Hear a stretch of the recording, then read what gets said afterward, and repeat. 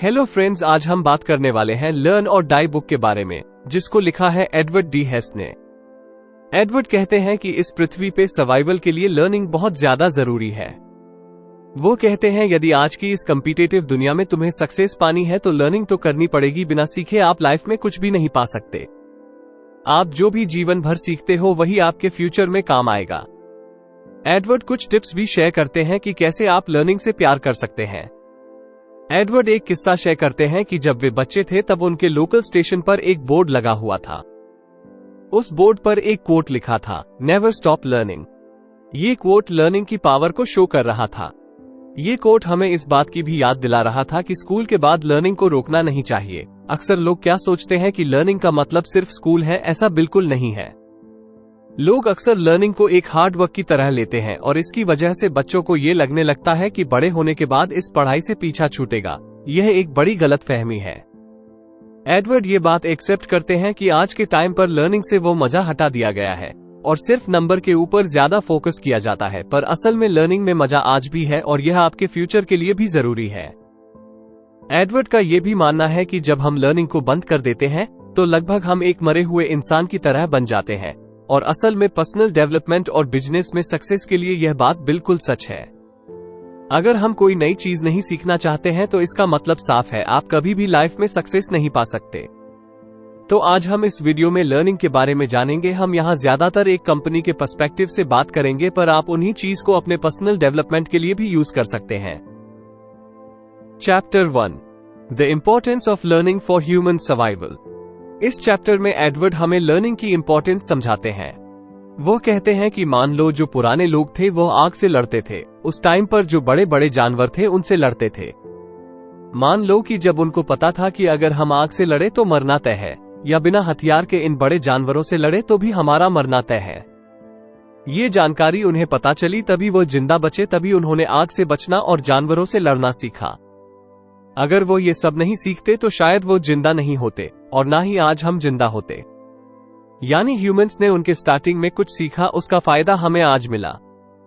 ये फायदा कि आज हम जिंदा है। हमने सीखा कि अपने फूड को कैसे पाया जाए, हमने सीखा कि रहने के लिए जगह कैसे बनाई जाए, हमने सीखा कि खुद की सुरक्षा कैसे की जाए, और हमने धीरे धीरे नई चीजों का इन्वेंशन किया जो हमारी लाइफ को आसान बना सके। और जैसे ही हमने ये बेसिक चीजें सीख ली उसके बाद फिर धीरे धीरे अक्षर बनाए गए, भाषाएं बनाई गई। किसी चीज को याद रखने के लिए या कोई बात दूसरों को बताने के लिए इन भाषाओं को इस्तेमाल किया जाने लगा। सोचिए, अगर उन्होंने तब यह भाषा और अक्षर ना बनाए होते तो आज हमारा क्या होता। फिर उस भाषा को दूसरों को सिखाने के लिए इंस्टीट्यूट बनाए गए। इसको सभी के लिए कंपलसरी कर दिया गया, क्योंकि किसी को भी किसी से भी बात करने या कोई बात बताने के लिए भाषा की जरूरत तो होती ही है, और दोनों को एक जैसी भाषा आनी चाहिए, ये भी जरूरी है। ऐसे करते करते हमने पीढ़ी दर पीढ़ी हर जनरेशन में कुछ नया सीखते रहे, नई चीजों की इन्वेंशन करते गए और हम डेवलप होते गए। फिर हमने सीखना शुरू किया कि दुनिया आखिर कैसे काम करती है। हमने फिर यह भी सीखा कि खुद की लाइफ को कैसे चलाया जाए, क्या जरूरी चीज चाहिए एक नॉर्मल लाइफ जीने के लिए। हमने ये भी सीखा कि दूसरों के बारे में कैसे सोचा जाए। अगर उन पहले के लोगों ने चलना बोलना भी नहीं सीखा होता तो शायद आज हम चलने में बोलने में इतनी महारत हासिल ही ना कर पाते। आज भी हमारे अंदर वो लर्निंग की चाह है। आज की दुनिया में लगभग कोई कमी नहीं है। आज जो हमें चाहिए वो हमें मिल जाता है। हाँ, हमें मेहनत तो करनी पड़ेगी कुछ भी पाने के लिए, लेकिन हमारे पास पाने का मौका तो है। आज के जमाने में बहुत सारी अपॉर्चुनिटी है, पहले तो ये भी नहीं थी। एडवर्ड इस बात को भी एक्सेप्ट करते हैं कि हमें और नई चीजों के बारे में भी जानना चाहिए। हमें आउट ऑफ द बॉक्स भी सोचना चाहिए, पर यह कहना आसान है, करना नहीं, क्योंकि हम हमारी लाइफ के पहले 18 साल समाज के हिसाब से जीना सीखते हैं। एग्जाम्पल के लिए हमें यह सिखाया जाता है कि जब दो लोग बात कर रहे हो तो उनके बीच में नहीं बोलना चाहिए, हमें शांत रहना चाहिए। हमें यह भी सिखाया जाता है कि ज्यादा बोलने वाले, दिखावा करने वाले या सब कुछ जानने वाले ना बने, और इन सभी सिखाई गई चीजों की वजह से हम अपनी अचीवमेंट थॉट्स इन सब को पीछे छोड़ देते हैं। एडवर्ड का मानना है कि कभी कभी यह सब चीजें हमें नुकसान पहुंचा सकती है। एडवर्ड ये भी मानते हैं कि किसी को रिस्पेक्ट देना अच्छी बात है, दयालु रहना अच्छी बात है, शांत रहना अच्छी बात है, पर आपको ये भी पता होना चाहिए कि कब आपको शांत होना चाहिए और कब आपको बोलना चाहिए। मतलब हमें सिचुएशन के हिसाब से यह सोचना चाहिए कि कब आपको बोलना है और कब आपको शांत रहना है। कोई भी इंसान अगर आपको कोई चीज सिखाता है तो इसका मतलब ये भी नहीं है कि वो चीज लाइफ की हर सिचुएशन में अप्लाई होगी। हम एग्जाम्पल से ही समझते हैं। हमें तो ये सिखाया गया है कि अपनों से बड़ों की रिस्पेक्ट करो, लेकिन अपने से बड़े ही हमारे दुश्मन बन जाए तो उस सिचुएशन में ये बात लागू नहीं होती। श्री कृष्ण ने अर्जुन को गीता इसीलिए तो सुनाई थी। अर्जुन को लगने लगा था कि इस युद्ध में अपने ही परिवार को मार के मुझे क्या मिलेगा। उसी तरह से हर चीज हर जगह लागू नहीं होती है। किन चीजों को कब करना है, बिजनेस पर्सपेक्टिव से ये सब बहुत ज्यादा जरूरी हो जाता है। अगर आपके pass out of the box सोचने की एबिलिटी नहीं है तो आप बहुत सारी अपॉर्चुनिटी मिस कर देंगे जो कि क्रिएटिव थिंकिंग के लिए जरूरी है। एग्जाम्पल के लिए अगर हम समझे तो मान लीजिए आपकी कोई एक कंपनी है और आपका जो प्रोडक्ट है वो कोई बड़ी चीज होने वाली है, तो इसके लिए आपको कुछ यूनिक या क्रिएटिव करना पड़ेगा जिससे नेशनल इंटरनेशनल लेवल पर इस चीज की सनसनी फैल जाए। लेकिन अगर आप आउट ऑफ द बॉक्स या क्रिएटिव सोचने वाले इंसान नहीं हैं, तो आपके लिए यह मुश्किल हो सकता है। आपके एक या दो थॉट्स बहुत ही बेकार हो, पर क्या पता तीसरा या चौथा थॉट्स अच्छा आ जाए। पर इसके लिए आपको कोशिश तो करनी पड़ेगी ना। अगर आप कोशिश ही नहीं करोगे तो फिर तो कुछ भी नहीं होगा और आपका कंपटीटर आपसे आगे जरूर निकल जाएगा। और बिजनेस ही नहीं, आप लाइफ में भी हमेशा उन लोगों से पीछे रह जाएंगे। और इसीलिए एडवर्ड का कहना है कि हमारे माइंड सेट को अपडेट की जरूरत है। अगर हम इस लगातार बदलती दुनिया में जीना चाहते हैं तो हमें भी हमेशा अपडेट रहना पड़ेगा और हमारी सोच को भी पूरे तरीके से बदलना पड़ेगा। इसका मतलब है सोचने के नए तरीके और स्ट्रेटजी का पता लगाना पड़ेगा। पूरे तरीके से नए माइंडसेट को अपनाना उतना भी आसान नहीं होगा, लेकिन ये लाइफ के लिए बहुत ही जरूरी है। नए माइंडसेट और नई सोच को अपनाने के लिए आपको सबसे पहले अपने इमोशन पर कंट्रोल करना होगा। इंसान हमेशा उस चीज से ज्यादा डरते हैं जो कि उनको समझ नहीं आती या नहीं होती है। यह इसलिए होता है ताकि हम सरवाइव कर सके। हम अक्सर नई चीज को अपनाने में झिझकते हैं क्योंकि हम नहीं चाहते कि हम फेल हो जाए या कहीं मूर्ख बन जाए, और कभी कभी तो हम इतना डर जाते हैं कि हम कोशिश ही नहीं करते। इसीलिए यदि आप नई चीजें सीखना ना चाहते हैं तो आपको अपने इमोशन पर कंट्रोल करना पड़ेगा। Chapter 2, you need self starters. क्या आपने कभी कोई जॉब एप्लीकेशन या एड में कभी ऐसा देखा है जिसमें लिखा हो seeking a self motivated applicant और नाउ हायरिंग सेल्फ स्टार्टर्स? क्या आपको पता है इसका क्या मतलब होता है? सेल्फ स्टार्टर्स बेसिकली वह इंसान होता है जो अंदर से असल में काम करने के लिए फुली मोटिवेटेड होता है। सेल्फ स्टार्टर्स अपने काम को करने के लिए मोटिवेट रहते हैं। उनके लिए बस काम ही सबसे ज्यादा जरूरी होता है और ऐसे लोगों को कोई भी अपनी कंपनी में क्यों नहीं रखना चाहेगा। चाहे कोई बिग कॉर्पोरेशन हो कि स्मॉल बिजनेस हो या कोई नॉन प्रॉफिट ऑर्गेनाइजेशन, सब ऐसे ही लोगों को रखना चाहते हैं। सेल्फ स्टार्टर्स आपके काम को बूस्ट कर देते हैं और आपका टाइम और आपकी एनर्जी भी सेव करते हैं और इसके साथ ही दूसरों को भी इंकरेज करते हैं।